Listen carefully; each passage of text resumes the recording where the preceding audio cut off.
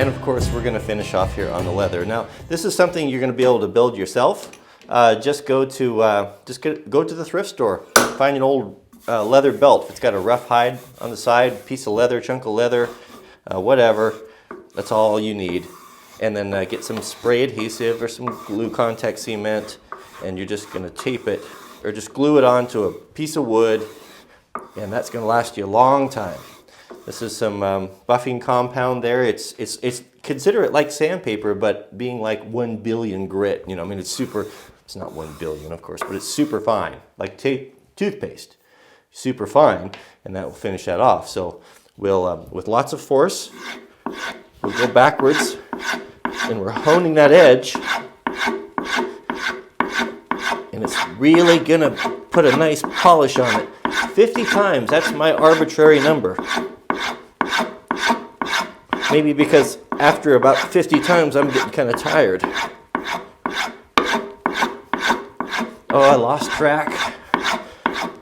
Well, that's not 50, but then give it a pull. I just want to show you here. Take up too much of your time here. You can start to see it's starting to get a nice polish on that right there. It's not as fine, you know, with that Norton stone as the super fine on the diamonds, but it's pretty sharp. Pretty sharp. Let's do a little paper cut with it. How much you want to bet there's a half a dozen comments?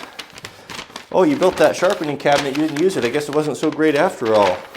The reason why I didn't use it because the light's bad over there. Doesn't make a good video shooting in bad light. Okay, so we got some paper, and is it sharp? You better believe it. Let's do a push.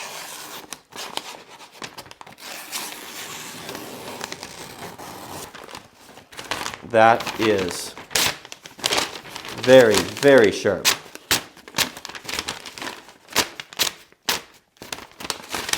So I feel kind of silly right now. Does a guy need to spend $200+ on a set of diamond sharpening stones when you can get results like that in, what do I have, maybe 3 minutes into the chisel? I mean, it kind of speaks for itself there. Sometimes maybe we get carried away with all the internet nonsense, but man, there's no reason why you need to get a chisel sharper than that. I mean, that thing just speaks for itself. Right, pull up a bar stool here. Let's chop a mortise. I kind of wanted to see how the chisel feels in hand, and also the mallet. You know, it's not just a throwaway mallet. To me, it looks like one that could be used for a long time. I've used one just like it, and I love the weight and size of it. It's almost identical to the one I have. So let's just do it. Let's just chop a little. We'll just chop a little 3/4 mortise here and see how it feels in hand. And I'll just talk a little bit about my experience with everything. And then we'll see. Now, one little trick for you here that I learned the hard way. Got some shadows going on there. So a lot of questions about this. So when we're making our initial cut, let's say we've got our line right there. And that's where it's got to be. We're doing precision woodworking, right? Line's got to be right there. People ask, well, how come you got your chisel turned that way? Well, I like that. I like this plastic. It transfers. I feel like it transfers the energy. Well, the reason being, now do you see how I tipped that up there until that was just vertical, that angle in there, which is just 30 degrees or whatever these things are at. And what that does is that the chisel doesn't drive into your wood. Now, what I used to do, it seemed to me to make sense to do it this way, right? So I'll put that right where it's at, and I would put my chisel on there, and I thought, okay, I want a flat edge on there, and I would do this, right? And so what happens is because that's got an angle on it, what it does is it drives the chisel that way, mashing the wood and making my mortises were always too big. See what it does? See how it's even starting to split right there? I don't know if you can see that or not, but that's why that is. Now, once you get your mortise established, then you can turn your chisel and you can go straight down and get those clean edges. But when you're doing your initial ones and you don't want it to spread and stretch and crack out the wood, you go like this, right? Just like that. Now, once you get your first one in there, then you can turn it over, and you want that chisel to drive like that. Now, of course, we want to scar this with our knife there before I'm getting a little carried away there, but you want to score that quickly. We'll just do that real quick here. I like the mallet. I can tell you that I already like the mallet there. We're not trying to do anything fancy here. We're just doing a demonstration, but everything feels good in hand. I like the heft of the weight of the chisel. The mallet is very good. I'm gonna have a hard time giving this little combo away. I like that. I have to order one for myself. I already have chisels. Okay, let's see how it cuts a mortise. It is a nice heavy chisel.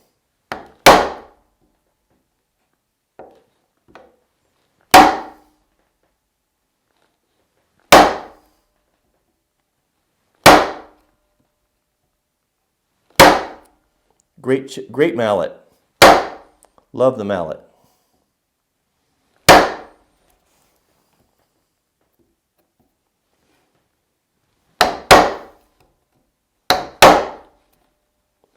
This is a good trick for cutting mortises because it gets deeper and deeper, and by the time you get to the other edge, you know, you almost have got, you've almost got the thing done.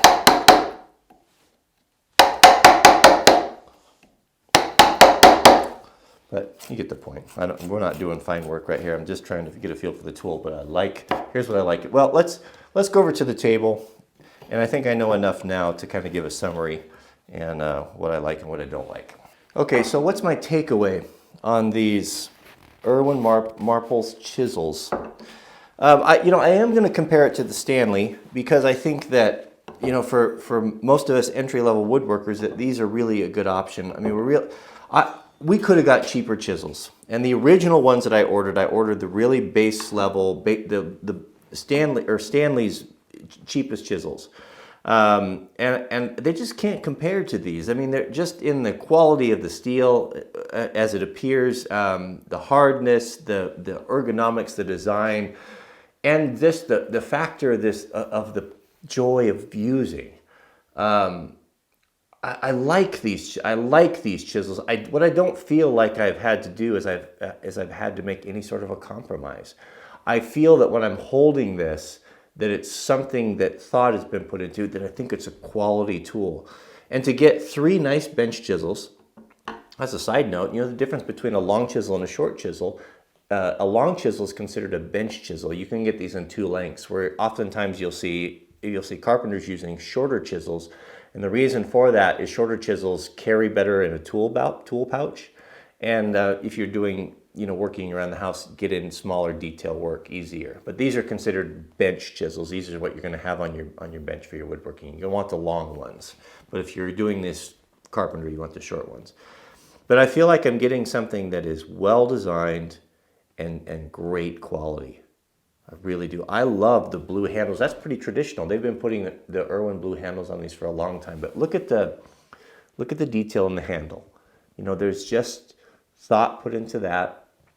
The hardness of the plastic is perfect.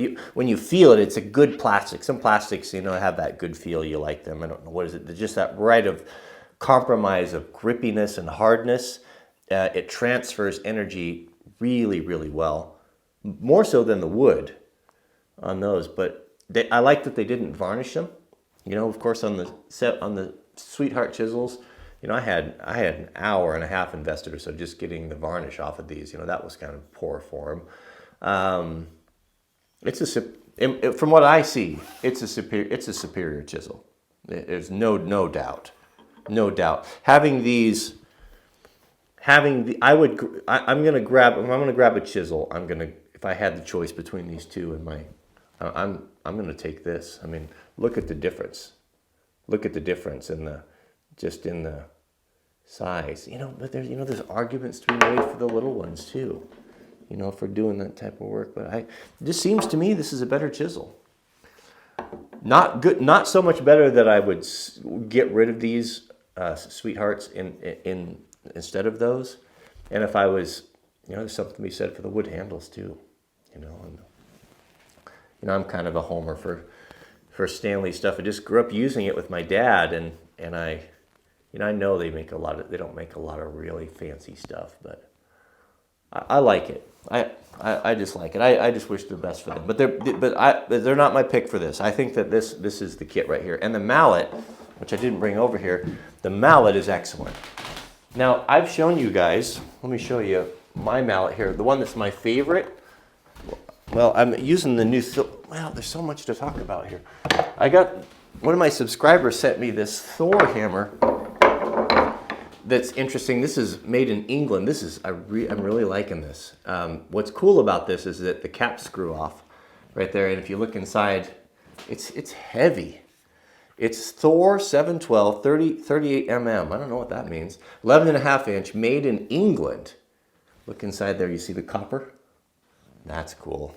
But what you've got is you've got a hard surface here and you've got a soft surface here. And what I found using it yesterday was it's really nice when I had to do chisel work. I could do chisel work and it's fat and it's heavy. And then when I wanted to use something lighter, like I wanted to bump something into place and didn't want to mar it, I could flip over and I had the rubber there. I like that. About $30 for this. That's not in our price range. Stop talking about that. That's not the one we have. This is the one that this is my go-to one. This is the one when I'm doing detail work. I love this. This was made for me by one of my subscribers, and they put leather on one side and and it's just a hardwood. And I love it. And you see similarities there? These are very similar. And this is why I like it. I like both of them. I'd be happy with either one. Nice hardwood, no damage. I was wondering, I think these old ones, they came off. Yeah, they do. They come out for the bottom. So if we were to strike it,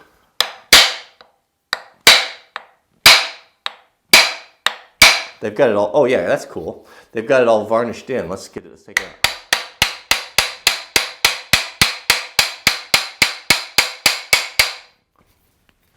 Well, I'm glad that I'm glad they did that. It's tight, but it'll come out. It's tight because of the varnish. But that way you could, it was easier to store in your toolbox, especially the bigger ones. So you could knock that off there. Well, that's a hardwood, looks like a maple. I think it's maple. But you could knock that off there and you could easily store things a little bit easier. Boy, you guys are, whoever's gonna win all these tools is gonna so you're gonna be all beat up. Well, we'll do that off camera. It's hurting my hand. But a great deal. Okay, so where are we at? So, well, we talked about it. We're at $38, $37 for the chisel set, 3 chisel set with the mallet, and we've got the $20 for the India stone. So that puts our toolkit now at $110. Not too bad. You know, you could spread that out over a month or two. You maybe just get 1 or 2 things a month. We don't have that much more to go. I mean, there's really, we're going to keep it bare bones. We're going to use everything in here to build the toolbox. So apart from the bench, of course. But now, just a reminder, if you're joining us for the first time, if you would like to win this set, all you've got to do is comment on all the videos. This is number 3. So we had the file, or we had the sharpening, the plain video, we had the Japanese saw test, and then we've got the 3rd chisel. You got to comment on them, and that'll make you eligible to win. And I'll put them all together, including the toolbox built by me, and I'll give you a brace of Wranglerstar official pencils. There they are. Dixon Ticonderoga. I haven't had the Ticonderoga. It's made by Dixon Company. One of the last U.S.-made pencils. These are the best pencils in the world. You get those crummy pencils they sell at Home Depot for 25 cents or whatever, and you try to sharpen them, and they break and break and break, and whenever you want to use them, they're just crummy. Not these. These are good, high quality. But you can't, lots of questions about the pen. How do I get a Wranglerstar pencil? The only way you can get them is to meet Mrs. W and I. We keep them honest, and when we go out and subscribers come up and introduce themselves, we always try to have one for them. So that's the only way you can get them. We don't sell them. So that's that. What else? What should we do next?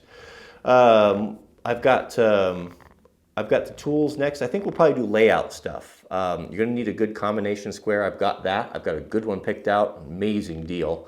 and a layout knife, and maybe measuring instruments, which are not, there's not a lot of them. You don't need that many things. When I think about it, I've thought a lot about, as I've been working in the shop this week, and I have at my disposal all of these wonderful tools and lots of different things. What are the things that I grab? What's the really essential things? And you know, it's a pretty small deal. You could fit everything into a very small toolbox and do almost everything you need to do. It's just not that much to it. Don't let anyone tell you otherwise, but I love these chisels. All right, so if you'd like to get these chisels, I'll put the link in the comments in the subject where you can purchase them on Amazon. I'll put all the tools in the category page at wranglermart.com, and you can bookmark that. But I think we got a good set here. We got a winner. So we're moving on. So thanks for watching, and we'll see you guys on the next video.